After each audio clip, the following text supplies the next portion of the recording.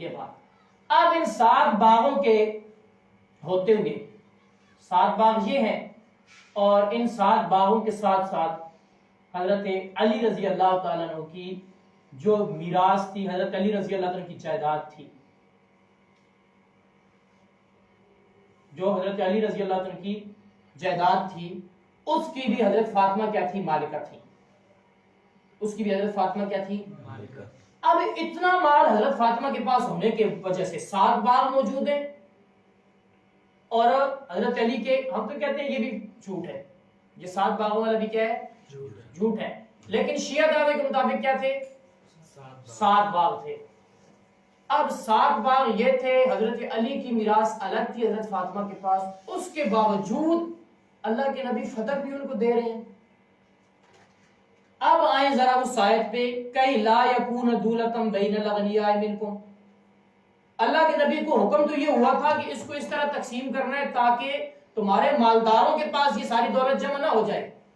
اب اللہ کے نبی کی بیٹی کے پاس 7 باغ شیعہ دعوے کے مطابق پہلے موجود ہیں، 7 باغ پہلے سے موجود ہیں، اور 7 باغوں کے علاوہ حضرت علی کی میراث بھی موجود ہے، اور پھر اللہ کے نبی صلی اللہ علیہ وسلم صدق بھی اٹھا کے انہیں کو دے رہے ہیں۔ کیا یہ انصاف ہے؟ دنیا کے کسی کافر کو بتائیں کہ اللہ کے نبی صلی اللہ علیہ وسلم نے مال فیض میں سے جو ہے 7 باغ پہلے دے دیے، پھر صدق بھی اٹھا کے اپنی بیٹی کو دے دیا، تو کیا یہ انصاف کوئی مانے گا؟ اللہ کے نبی کے انصاف مانے گا اس کو؟ ادھر حالت یہ ہے صحابہ کرام رضوان اللہ تعالی علیہ مجمعین کی کہ غزوہ حنین، غزوہ خندق کے لیے جا رہے ہیں اور کسی دوسرے غزوے کے لیے جا رہے ہیں، صحابہ کرام غزوہ حنین کے لیے جا رہے ہیں، حالت یہ ہے کہ اسلحہ پورا نہیں ہے، کھانے کے لیے کچھ نہیں ہے، یہاں تک کہ کھجوریں صحابہ کرام رضوان اللہ تعالی اجمعین کو ایک کھجور ملتی ہے اور وہ کھا لیتے ہیں۔ پھر جب وہ بھی کم پڑ گئی تو ایک موقع وہ آیا کہ 5 6 آدمیوں کو ایک کھجور ملتی، وہ سارے اس کو چوس کے پانی پی لیا کرتے تھے۔ صحابہ کرام کی حالت یہ ہے،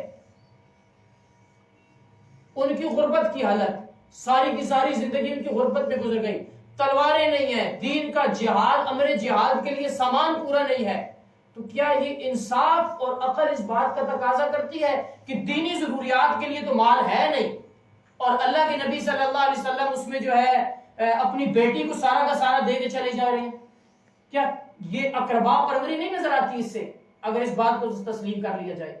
تو یہ بہت بڑا اہل تشیع کا ڈرامہ ہے، اور اسلام کے خلاف جس طرح دیگر ان کی تمام سازشیں، اسی طرح یہ دعوی فدق کے عنوان سے جو ڈرامہ ہے، اور فدق بھی کوئی تھوڑی چیز نہیں تھی، شیعہ دعوے کے مطابق باقر مجلسی لکھتا ہے کہ سالانہ 24,000 دراہم فدق سے حاصل ہوتے تھے، فدق کی زمین سے حاصل ہوتے تھے۔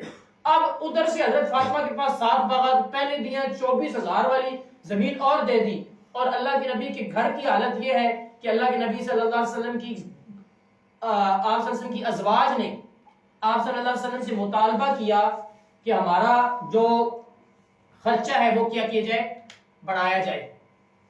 تو یا ایھا النبی قل لازواجک ان کنتن تردن الحیات الدنیا وزینتها فتعالین امتعکن واسرحکن سراحا جمیلا، وہاں پہ قرآن کا حکم یہ آ رہا ہے کہ اے اللہ کے نبی صلی اللہ علیہ وسلم اپنے پیارے حبیب سے اپنی ازواج سے کہیے ان کنتن تردن الحیات الدنیا، اگر تم دنیا کی زندگی چاہتے ہو، فتعالین امتعکن واسرحکن، تو جاؤ میں تمہیں رخصت کر دیتا ہوں اور تمہارے لیے آسانی ہو جائے گی اس معاملے میں، اور وَإِن كُنتُنَّ تُرِدْنَ اللَّهَ وَرَسُولَهُ وَالدَّارَ الْآخِرَةَ، اور اگر اللہ اور اس کے رسول کو چاہتی ہے تو پھر یہ مصیبتیں، پریشانیاں اور غربت آئے گی۔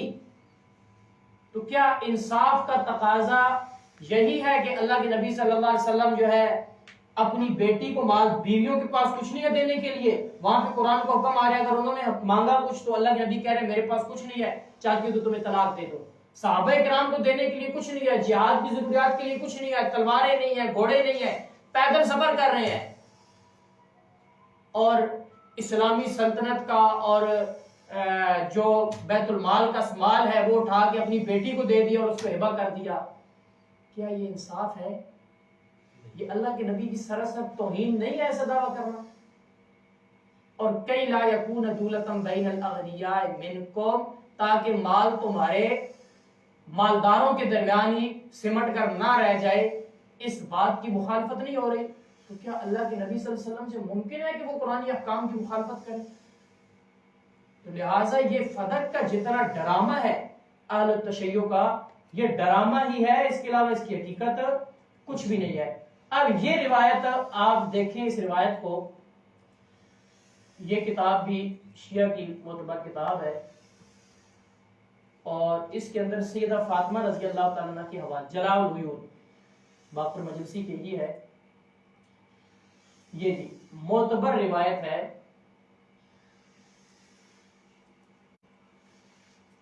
کہتے ہیں معتبر روایت، جب رسول خدا کسی سفر سے مراجعت فرماتے، پہلے اپنی دختر جناب سیدہ کے گھر تشریف لاتے اور مدت تک تشریف رکھتے تھے، بعد اپنی بیویوں کے گھر جاتے تھے۔ پس حضرت کسی سفر میں تھے اور جناب سیدہ نے 2 کنگن اور توق اور گوشوار چاندی کے بنوائے اور دروازہ پر پردہ چھوڑ دیا۔ حضرت سفر سے واپس تشریف لائے اور جناب فاطمہ کے گھر میں آئے اور اصحاب دروازہ پر ٹھہرے۔ جب حضرت نے اندر جا کر ملاحظہ کیا تو غصہ سے باہر تشریف لائے اور مسجد میں قریب منبر پر بیٹھ گئے اور جناب سیدہ کو گمان ہوا کہ اس زینت کی وجہ سے حضرت ناراض ہو گئے۔ ایک پردہ لٹکانے کی وجہ سے اللہ کے نبی صلی اللہ علیہ وسلم کیا ہو رہے ہیں؟ جو نبی ایک پردہ لٹکانے کی وجہ سے ناراض ہو رہے ہیں، 2 کنگن بنوانے کی وجہ سے ناراض ہو رہے ہیں، اس نبی کے بارے میں یہ دعویٰ کہ اس نبی نے اپنی بیوی بیٹی کو 7 باغات بھی دے دیے اور ساتھ جو ہے اپنی بیٹی کو ایک فدق جو تھا، فدق کا باغ تھا، وہ بھی دے دیا اور ہبہ کر دیا۔ کیا یہ ممکن ہے؟ اللہ کے نبی صلی اللہ علیہ وسلم کی توہین نہیں ہے؟ اتنی بڑی جسارت کہ اللہ کے نبی صلی اللہ علیہ وسلم پر اتنا بڑا الزام اور اتنی بڑی تہمت کہ آپ صلی اللہ علیہ وسلم نے معاذ اللہ انصاف کے تقاضوں کو پورا نہیں کیا، دینی ضروریات کو بھی پورا نہیں کیا اور اپنی بیٹی کو دے دیا۔ اور پھر یہ شیعہ کتابوں میں بھی، ہماری کتابوں میں موجود ہے یہ روایت، شیعہ کتابوں میں موجود ہے کہ سیدہ فاطمہ رضی اللہ تعالیٰ عنہ کے چکی پیستے اور پانی بھرنے کی وجہ سے، مشکیزہ اٹھانے کی وجہ سے ہاتھ میں گٹے پڑ گئے۔ اللہ کے نبی صلی اللہ علیہ وسلم کے پاس گئی، یا رسول اللہ ایک کنیز دے دیں، کئی سے کنیزیں آئی تھیں باندھی آئی، اللہ کے نبی خدمت کے لیے ایک کنیز دے دیں۔ آپ صلی اللہ علیہ وسلم نے کیا فرمایا؟ تسبیحات فاطمی دے کر 33 مرتبہ سبحان اللہ، 33 مرتبہ الحمدللہ، 34 مرتبہ اللہ اکبر پڑھو، یہ اس سے کئی درجے اوپر ہے۔ اللہ کے نبی نے باندھی تک نہیں دی حضرت فاطمہ کو، ان کے لیے فخر کو پسند کیا۔ اور شیعہ کا دعویٰ کیا ہے کہ فدق جیسا باغ حضرت فاطمہ کو دے دیا، اور اس پر قرآن کے حکم کی سری مخالفت اللہ کے نبی نے کی۔ تو یہ اس میں یہ کہنا اہل تشیع کا، یہ کہنا کہ سیدہ فاطمہ رضی اللہ تعالیٰ عنہ کو حضرت ابو بکر صدیق رضی اللہ تعالیٰ عنہ نے مال فدق نہیں دیا، تو حضرت ابو بکر صدیق رضی اللہ تعالیٰ عنہ نے توہین کی ہے سیدہ فاطمہ کی، بات یہ نہیں ہے، بلکہ یہ فدق کا دعویٰ کر کے اہل تشیع خود نبی علیہ الصلوۃ والسلام کی توہین کرتے ہیں۔ یہ بات ذہن میں رکھیں۔ اب یہاں پہ دعویٰ ہمارا ہونا چاہیے، اب تک وہ مدعی تھے، ان کی طرف سے یہ تھا کہ فدق حضرت ابوبکر صدیق نے غصب کر لیا، اور فدق کا غاصب ہونا کیا ہے؟ یہ حضرت ابوبکر صدیق نے غصب کیا، یہ غاصب ہے، فلاں فلاں ظلم کیا ہے۔ اب دعویٰ ہمارا ہونا چاہیے کہ شیعہ کا جو افسانہ فدق ہے، اس افسانہ فدق میں شیعہ نبی اکرم صلی اللہ علیہ وسلم کی بھی توہین کرتے ہیں، سیدہ فاطمہ کی بھی توہین کرتے ہیں، اور اس کے اندر گویا کہ شیعہ یہ دعویٰ کرتے ہیں کہ اللہ کے نبی نے انصاف نہیں کیا اور قرآنی احکام کے مطابق عمل نہیں کیا، حالانکہ ہم اس بات کو قطعاً تسلیم نہیں کرتے۔